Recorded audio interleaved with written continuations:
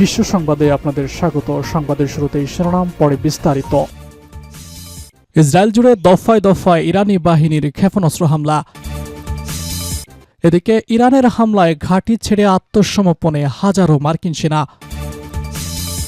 আর থাকছে মার্কিন বিমানবাহী রণতরীতে ইরানের হামলা। জানিয়ে দিব ইরান যুদ্ধে মোতায়েন বৃহত্তম মার্কিন বিমানবাহী রণতরীতে আগুন। এদিকে কুর্দিস্তানে হামলায় ফরাসি সেনার মৃত্যু, ম্যাক্রোর হুঁশিয়ারি। সর্বশেষ জানিয়ে দিব পড়ছে ইরান ৬,০০০ লক্ষ্যবস্তুতে মার্কিন বাহিনীর মুহুর্মুহু হামলা। ইসরায়েল জুড়ে দফায় দফায় ইরানি বাহিনীর ক্ষেপণাস্ত্র হামলা। ইরান থেকে ইসরায়েলের দিকে দফায় দফায় ক্ষেপণাস্ত্র নিক্ষেপ করা হয়েছে বলে শুক্রবার দাবি করেছে ইসরায়েলি সেনাবাহিনী। এতে দেশটির উত্তরাঞ্চলে ২ জন আহত হয়েছেন বলে জানিয়েছে তেল আবিবের জরুরি সেবা কর্তৃপক্ষ। খবর বার্তা সংস্থা এএফপির। ইসরায়েলি সেনাবাহিনী অফিসিয়াল টেলিগ্রাম চ্যানেলে এক বিবৃতিতে জানায়, কিছুক্ষণ আগে ইরান থেকে করা ক্ষেপণাস্ত্র শনাক্ত করেছে ইসরায়েল ডিফেন্স ফোর্সেস আইডিএফ। ক্ষেপণাস্ত্র আঘাতের হুমকি প্রতিহত করতে প্রতিরক্ষা ব্যবস্থা কাজ করছে। এর কিছুক্ষণ পর ইসরায়েলে একই ধরনের আরও একটি সতর্কবার্তা জারি করা হয়। প্রাথমিক সতর্কবার্তা বা সাইরেন বাজার পর ইসরায়েলের জরুরি পরিষেবা ম্যাগেন ডেভিড অ্যাডাম জানায়, এখন পর্যন্ত আমাদের কাছে কোনো জরুরি কল আসেনি। তবে দ্বিতীয় সতর্কবার্তার পর তারা জানায়, দেশটির উত্তরাঞ্চলে ২ ব্যক্তি আহত হয়েছে এবং তাদের চিকিৎসা দেওয়া হয়েছে। উদ্ধারকারীরা জানান, শেল বা বিস্ফোরণের ধাতব টুকরার আঘাতে এক ৩৪ বছর বয়সী নারী গুরুতর আহত হয়েছেন। তাকে হাসপাতালে ভর্তি করা হয়েছে।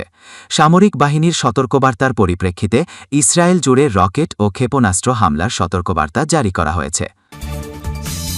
ইরানের হামলায় ঘাঁটি ছেড়ে আত্মগোপনে হাজারো মার্কিন সেনা।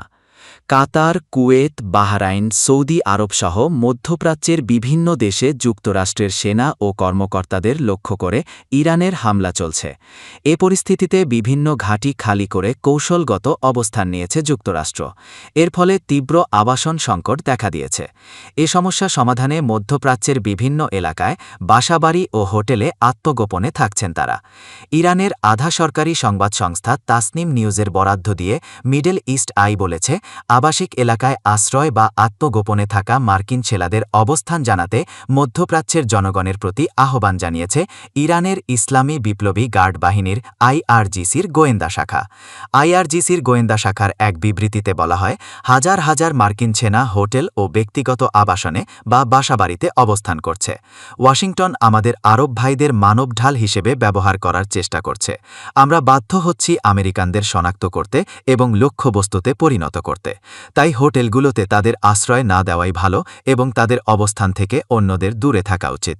মার্কিন সন্ত্রাসীদের লুকিয়ে থাকার জায়গাগুলো সঠিকভাবে জানানো আপনার ঈমানি দায়িত্ব। সেই তথ্য আমাদের কাছে টেলিগ্রামে পাঠিয়ে দিন। এদিকে ইরাকের কুর্দিস্তানে হামলায় ফ্রান্সের একজন সেনা নিহত এবং আরও বেশ কয়েকজন আহত হয়েছেন। আহতদের অবস্থাও গুরুতর। ফ্রান্সের প্রেসিডেন্ট এমানুয়েল মাখো এ তথ্য জানিয়েছেন। সেনা নিহতের তথ্য জানিয়ে হুঁশিয়ারি দিয়েছেন মাখো। তিনি বলেছেন, ইরবিল অঞ্চলে ফরাসি বাহিনীর ওপর হামলা অগ্রহণযোগ্য। এ ব্যাপারে প্রয়োজনীয় ব্যবস্থা নেওয়া হচ্ছে। এর আগে ফ্রান্সের সেনাবাহিনীর পক্ষ থেকে জানানো হয়েছিল, ওই অঞ্চলে ইরাকি অংশীদারদের সঙ্গে সন্ত্রাস বিরোধী প্রশিক্ষণে নিয়োজিত ৬ ফরাসি সেনা ড্রোন হামলায় আহত হয়েছেন। মার্কিন বিমানবাহী রণতরীতে ইরানের হামলা।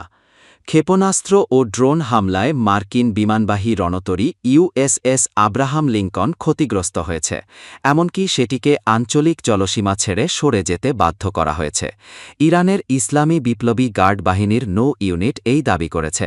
বৃহস্পতিবার প্রকাশিত এক বিবৃতিতে আইআরজিসি জানায়, উন্নত ক্ষেপণাস্ত্র ও ড্রোন ব্যবহার করে পরিচালিত এই অভিযানে ওমান সাগরে ইরানের সামুদ্রিক সীমান্ত থেকে প্রায় ৩৪০ কিলোমিটার দূরে অবস্থানরত ওই মার্কিন রণতরী লক্ষ্যবস্তু করা হয়। আইআরজিসির ভাষ্য অনুযায়ী হামলার পর বিমানবাহী রণতরীটি এবং এর সঙ্গে থাকা স্ট্রাইক গ্রুপ দ্রুত গতিতে এলাকা ত্যাগ করে। এর আগে একই দিনে বাহরাইনের মিনা সালমান এলাকায় অবস্থিত মার্কিন নৌবাহিনীর ঘাঁটিতেও ক্ষেপণাস্ত্র ও ড্রোন হামলা চালানোর দাবি করেছে আইআরজিসি। ওই ঘাঁটিটি যুক্তরাষ্ট্রের ৫ম নৌবহরের একটি গুরুত্বপূর্ণ স্থাপনা। আইআরজিসির জনসংযোগ দপ্তরের দাবি, ২টি ধাপে চালানো ওই হামলায় ঘাঁটির গুরুত্বপূর্ণ অবকাঠামো লক্ষ্য করে আঘাত হানা হয়। এর মধ্যে প্রতিরক্ষা ব্যবস্থা, ড্রোন সংরক্ষণ ও রক্ষণাবেক্ষণ এলাকা, সহায়ক সরঞ্জাম এবং জ্বালানি সংরক্ষণ ট্যাঙ্ক অন্তর্ভুক্ত ছিল। ইরানের সর্বোচ্চ নেতৃত্বের পক্ষ থেকেও দেশের প্রতিরক্ষা সক্ষমতা জোরদারের বার্তা দেওয়া হয়েছে। নতুন নেতা মোজতবা খামেনি সাম্প্রতিক এক বার্তায় ইরানের প্রতিরক্ষাকে দৃঢ় ও প্রতিপক্ষের জন্য অনুতাপজনক বলে উল্লেখ করেন। তবে এই হামলার বিষয়ে এখন পর্যন্ত যুক্তরাষ্ট্রের পক্ষ থেকে কোনো আনুষ্ঠানিক প্রতিক্রিয়া বা ক্ষয়ক্ষতির নিশ্চিত তথ্য প্রকাশ করা হয়নি। ইরান যুদ্ধে মোতায়েন বৃহত্তম মার্কিন বিমানবাহী রণতরীতে আগুন। ইরান যুদ্ধে মোতায়েন যুক্তরাষ্ট্রের বৃহত্তম বিমানবাহী রণতরী ইউএসএস জেরাল্ড আর ফোর্ডে আগুন লেগেছে। তবে শত্রুপক্ষের হামলার ঘটনা ঘটেনি বলে দাবি করেছে যুক্তরাষ্ট্র। বৃহস্পতিবার বিবৃতিতে মার্কিন নৌবাহিনীর পঞ্চম বহরের পক্ষ থেকে বলা হয়েছে, রণতরীটির লন্ড্রির কক্ষে আগুন লাগে। সেখানে সেনাদের জামাকাপড় ধোয়া হচ্ছিল। আগুন নেভাতে গিয়ে 2 জন সেনা সদস্য আহত হয়েছেন। তাদের অবস্থা গুরুতর নয়। ইরান যুদ্ধের আগে গত ফেব্রুয়ারিতে মধ্যপ্রাচ্যে নিয়ে আসা হয়েছিল এই বিমানবাহী রণতরীটি। মার্কিন নৌবাহিনীর 5ম ফ্লিট কমান্ডের অধীন রণতরীটি বর্তমানে লোহিত সাগরে মোতায়েন আছে। সেখান থেকে ইরানে হামলার ঘটনা ঘটছে। মার্কিন নৌবাহিনী জানায়, রণতরীটিতে বর্তমানে প্রায় 4500 জন মার্কিন সেনা মোতায়েন রয়েছেন। আগুন লাগার কারণ অনুসন্ধান করা হচ্ছে। যথার্থ কারণ উদ্ঘাটন করে প্রয়োজনীয় ব্যবস্থা নেওয়া হবে। এদিকে ক্ষেপণাস্ত্র ও ড্রোন হামলায় মার্কিন বিমানবাহী রণতরী ইউএসএস আব্রাহাম লিঙ্কন ক্ষতিগ্রস্ত হয়েছে। এমনকি সেটিকে আঞ্চলিক জলসীমা ছেড়ে সরে যেতে বাধ্য করা হয়েছে। ইরানের ইসলামী বিপ্লবী গার্ড বাহিনীর নৌ ইউনিট দাবিটি করেছে। বৃহস্পতিবার প্রকাশিত এক বিবৃতিতে জানায়, উন্নত ক্ষেপণাস্ত্র ও ড্রোন ব্যবহার করে পরিচালিত এই ওমান সাগরে ইরানের সামুদ্রিক সীমান্ত থেকে প্রায় 340 কিলোমিটার দূরে অবস্থানরত ওই রণতরীকে লক্ষ্যবস্তু করা। কুর্দিস্তানে হামলায় ফরাসি সেনার মৃত্যু। ইরাকের কুর্দিস্তানে হামলায় ফ্রান্সের একজন সেনা নিহত এবং আরও বেশ কয়েকজন আহত হয়েছেন। আহতদের অবস্থাও গুরুতর। ফ্রান্সের প্রেসিডেন্ট এমানুয়েল মাখো এ তথ্য জানিয়েছেন। সেনা নিহতের তথ্য জানিয়ে হুঁশিয়ারি দিয়েছেন মাখো। তিনি বলেছেন, ইরবিল অঞ্চলে ফরাসি বাহিনীর ওপর হামলা অগ্রহণযোগ্য। এ ব্যাপারে প্রয়োজনীয় ব্যবস্থা নেওয়া হচ্ছে। ফ্রান্সের সেনাবাহিনীর পক্ষ থেকে জানানো হয়েছিল, ওই অঞ্চলে ইরাকি অংশীদারদের সঙ্গে সন্ত্রাস বিরোধী প্রশিক্ষণে নিয়োজিত 6 ফরাসি সেনার ড্রোন হামলায় আহত হয়েছেন।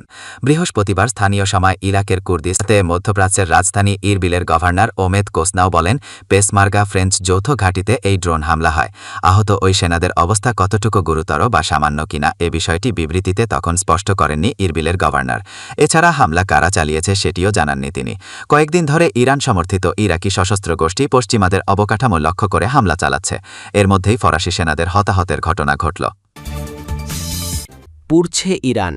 6000 লক্ষ্যবস্তুতে মার্কিন বাহিনীর মুহুর্মুহু হামলা।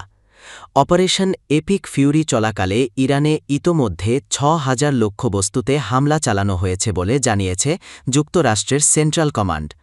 সেন্টকমের প্রকাশ করা নতুন তথ্য অনুযায়ী এসব হামলার মধ্যে ইরানের প্রায় 60টি জাহাজ এবং 30টি মাইন বসানোর নৌযান ক্ষতিগ্রস্ত বা ধ্বংস করা হয়েছে। এছাড়া হামলার লক্ষ্যবস্তুর মধ্যে ছিল ইরানের কমান্ড সেন্টার, অস্ত্র উৎপাদন কেন্দ্র, ব্যালিস্টিক ক্ষেপণাস্ত্র ঘাঁটি, সাবমেরিন এবং আকাশ প্রতিরক্ষা ব্যবস্থা। অন্যদিকে ইসরায়েলের সেনাবাহিনী তেহরানে নতুন করে বিমান হামলার ঘোষণা দিয়েছে। সেখানকার অধিবাসীদের বরাত দিয়ে বিবিসি নিউজ ফার্সি জানিয়েছে, এসব হামলা ভোর প্রায় 5টা পর্যন্ত তীব্রভাবে চলেছে। শুক্রবার সকালে আরাকে বিমান হামলার বহু ছবি প্রচারিত হয়েছে। কারাজ থেকেও একই ধরনের খবর সামাজিক যোগাযোগ মাধ্যমে প্রকাশিত হয়েছে। তেহরানের বাসিন্দারা জানান, শুক্রবার সকালের বিস্ফোরণগুলো এতটাই তীব্র ছিল যে বিস্ফোরণের স্থান থেকে অনেক দূরেও কম্পন অনুভূত হয়েছে। বিপ্লবী গার্ডের ঘনিষ্ঠ তাসনিম নিউজ এজেন্সিও শুক্রবার সকালে বিমান হামলা ও বিস্ফোরণের শব্দের খবর প্রকাশ করেছে, বিশেষ করে দক্ষিণ তেহরানে। এদিকে ইরানে যুদ্ধ খুব দ্রুত এগোচ্ছে বলে মন্তব্য করেছেন যুক্তরাষ্ট্রের প্রেসিডেন্ট ডোনাল্ড ট্রাম্প। হোয়াইট হাউসের এক অনুষ্ঠানে ইরান প্রসঙ্গে তিনি বলেন, মধ্যপ্রাচ্যের পরিস্থিতি খুব দ্রুত এগোচ্ছে এবং খুব ভালোভাবে চলছে। তিনি ইরানকে সন্ত্রাস ও ঘৃণার জাতি বলে উল্লেখ করেন এবং ইঙ্গিত দেন যে দেশটি এখন বড় মাশুল দিচ্ছে। ট্রাম্প বারবার বলছেন, যুক্তরাষ্ট্র ইসরায়েলের যৌথ ইরান অভিযান স্বল্পমেয়াদী, তবে কখন এসব অভিযান শেষ হতে পারে সে বিষয়ে